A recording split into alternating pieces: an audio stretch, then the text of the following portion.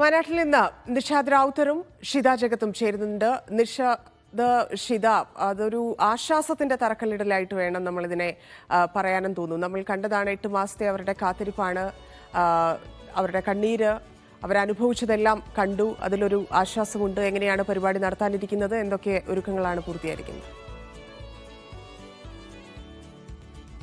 ധന്യ, കാത്തിരിപ്പുകൾക്കൊടുവിൽ മുണ്ടക്കൈ ദുരിതബാധിതർക്കായ ഒരു ടൗൺഷിപ്പിന് കളമൊരുങ്ങുകയാണ്. അതിന്റെ തറക്കല്ലിടലാണ്. ഇവിടെയാണ് മുഖ്യമന്ത്രി പിണറായി വിജയൻ തറക്കല്ലിടുക. നമ്മളിപ്പോൾ നിൽക്കുന്നത് ഈ ടൗൺഷിപ്പിൽ ഉയരുന്ന ഒരു വീടിന്റെ മാതൃകയിലാണ്. ആ വീട്ടിൽ 7 സെന്റിൽ 1000 സ്ക്വയർ ഫീറ്റിലാണ് ഈ വീട് ഒരുങ്ങുന്നത്. ആ വീട്ടിൽ എല്ലാ സൗകര്യങ്ങളോടും കൂടിയിരിക്കുന്ന ഒരു വീട്. അവരെങ്ങനെ ജീവിച്ചിരുന്നു അതേപോലെ തന്നെ അവർക്ക് ആ സൗകര്യങ്ങളും ഒരുക്കുക എന്നുള്ള രീതിയിൽ തന്നെയാണ് ആ വീട് കൂടി ഒരുക്കുന്നത്. ഇപ്പോൾ കാണുന്ന ഇതാണ് വീടിന്റെ കയറി വരുന്ന ഒരു ഭാഗം എന്ന് പറയുന്നത്. ഇതാണ്. ഇവിടെ നിന്നും നമ്മൾ സിറ്റ് ഔട്ടാണ്. ഈ സിറ്റ് ഔട്ടിൽ നിന്നും നേരെ വീട്ടിൽ കയറുന്നത്, വീടിന്റെ മാതൃക ഇവിടെ വരച്ചു വെച്ചിരിക്കുകയാണ്. കയറുന്നത് ഡൈനിങ് റൂമിലേക്കാണ്. അതിന് തൊട്ടുപുറത്ത്, ഡൈനിങ് റൂമിന് തൊട്ടുപുറത്ത് നമുക്ക് കാണാം അവിടെയുള്ള കുട്ടികൾക്ക് പഠിക്കാനായി ഒരു സ്റ്റഡി റൂമുണ്ട്. ഒപ്പം 2 ബെഡ്റൂം, ഒരു കിച്ചൺ, ഒരു വർക്ക് ഏരിയ തുടങ്ങി എല്ലാവിധ സൗകര്യങ്ങളോടും കൂടിയുള്ള ഒരു കൊച്ചു വീടാണ് ഇവിടെ ഒരുങ്ങുന്നത്. അപ്പോൾ സ്വാഭാവികമായിട്ടും ഈ ടൗൺഷിപ്പ് എന്ന് പറയുന്നത് മന്ത്രി രാജൻ അല്പസമയം മുമ്പ് പറഞ്ഞതുപോലെ തന്നെ മുണ്ടക്കൈയിൽ ജീവിച്ചിരുന്ന ആളുകൾ അങ്ങനെ ഒന്നിച്ച് ജീവിച്ചിരുന്ന ആളുകളാണ്, ഒത്തുകൂടി ജീവിച്ചിരുന്ന ഒരാളുകളാണ്. സ്വാഭാവികമായിട്ടും ഈ ദുരന്തം അവരെ പല വഴിക്കാക്കിയിരിക്കുകയാണ്. അവരെ ഒന്നിച്ച് ചേർക്കണം എന്നുള്ളത് മാത്രമായിരുന്നു അവരുടെ ഒരു ആവശ്യം എന്നുള്ളത്. അതിൻ്റെ അടിസ്ഥാനത്തിൽ കൂടിയാണ് ഇപ്പോൾ ഒരു ടൗൺഷിപ്പിൽ ഒന്നിച്ചൊരു കുറേ വീടുകൾ തയ്യാറാകുന്നത്. അതിൽ സമ്മതപത്രം ചോദിച്ചിട്ടുണ്ടായിരുന്നു 175 പേർ ഈ ടൗൺഷിപ്പിൽ വീട് വയ്ക്കാൻ സമ്മതപത്രം നൽകിയ ആളുകളാണ്.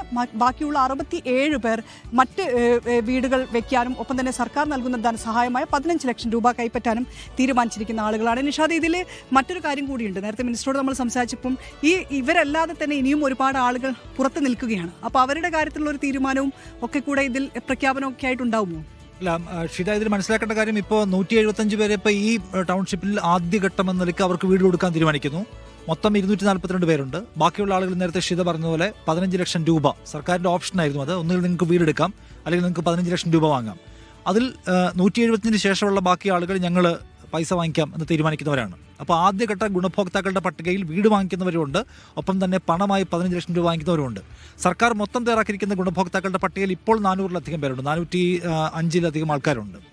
അപ്പോൾ അടുത്ത ഘട്ടമായി ഓരോ നിലയ്ക്ക് അവരെ എല്ലാവരെയും പരിഗണിക്കാൻ ഓൾറെഡി ഗവൺമെൻറ് ഒരു പ്ലാൻ ഉണ്ടാക്കി കഴിഞ്ഞിരിക്കുന്നു. പ്ലാൻ ഓഫ് ആക്ഷൻ റെഡിയാണ്. അപ്പോൾ അങ്ങനെയാണ് കണ്ടത്. അല്ലാതെ 175 പേരുടെ കാര്യം മാത്രമല്ല ഇപ്പോൾ തീരുമാനമായിട്ടുള്ളത്. 400-ലധികം ആളുകളുടെ കാര്യത്തിൽ സർക്കാർ ഒരു പ്ലാൻ ഉണ്ടാക്കി കഴിഞ്ഞിട്ടുണ്ട്. അതിൽ 175 പ്ലസ് ഇപ്പോൾ 242 വരെയുള്ള ആളുകൾക്ക് പണമായോ വീടായോ ടൗൺഷിപ്പിലെ അക്കോമഡേഷനായിട്ടോ അല്ലെങ്കിൽ രൊക്കം പൈസയായിട്ടോ കൊടുത്തവരെ സർക്കാർ ആദ്യഘട്ടത്തിൽ സെറ്റിൽ ചെയ്യാൻ പോവുകയാണ്. ഇപ്പോൾ നമ്മൾ നിൽക്കുന്ന ഈ സ്ഥലമാണ്, ഈ എസ്റ്റേറ്റാണ് ഏറ്റെടുത്തിട്ടുള്ളത്. ഇവിടെ ഇപ്പം നമ്മൾ നേരത്തെ ഷിത ചൂണ്ടിക്കാണിച്ചല്ലോ, സാധാരണ നിലയ്ക്ക് കേരളത്തെ സംബന്ധിച്ചതൊരു സവിശേഷമായ അനുഭവമാണെന്ന് പ്രത്യേകം പറയണം. കാരണം സാധാരണ നിലയ്ക്ക് പുനരധിവാസം അല്ലെങ്കിൽ ഏതെങ്കിലും തരയ്ക്ക് വലിയ പ്രകൃതി ദുരന്തങ്ങളിൽ നഷ്ടം അനുഭവിച്ച മനുഷ്യർക്ക് നേരത്തെ മന്ത്രി പറഞ്ഞതുപോലെ ഒന്നിൽ അവർക്ക് ഒരു നഷ്ടപരിഹാരത്തൊക്കെ കൊടുക്കുക, അവർക്ക് വീട് വെക്കാനുള്ള പണം കൊടുക്കുക, അല്ലെങ്കിൽ ഭൂമി കൊടുക്കുക എന്ന് പറഞ്ഞാൽ അവരെ ഗവൺമെൻറ് അവരുമായിട്ടുള്ള ബന്ധം അവസാനിപ്പിക്കുകയായിരുന്നു. എങ്കിൽ ഇത്തവണ അങ്ങനെയല്ല.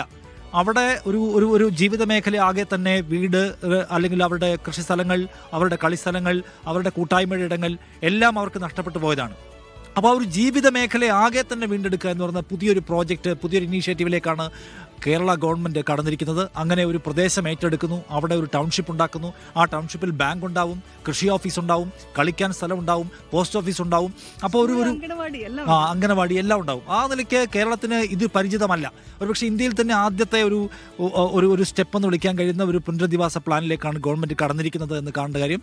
അതുകൊണ്ട് ശുഭകരമാണ്. ഷിത, 8 മാസം താമസിച്ചു പോയി എന്ന പ്രശ്നമുണ്ട്.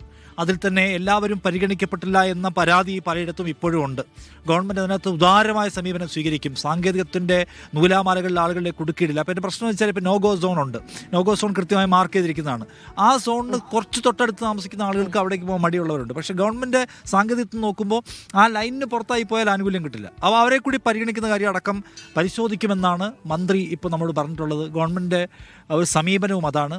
ഏറ്റവും ശ്രദ്ധിക്കേണ്ട മറ്റു കാര്യങ്ങളിലൊന്ന്, ഇത്തരം ഒരു വലിയ പ്രോജക്റ്റ് ഏറ്റെടുക്കുമ്പോൾ സർക്കാരിന് മുമ്പിൽ വലിയ സാമ്പത്തിക പ്രതിസന്ധി ഉണ്ടാവാനുള്ള സാധ്യതയുണ്ട്. പക്ഷേ സാമ്പത്തിക പ്രതിസന്ധി ഒരു ഘടകമേ ആകാൻ പോകുന്നില്ല. ഈ മാർച്ച് 27 തറക്കല്ലിടുന്നു. അടുത്ത മാർച്ച് 27 സർക്കാരിന് സമയം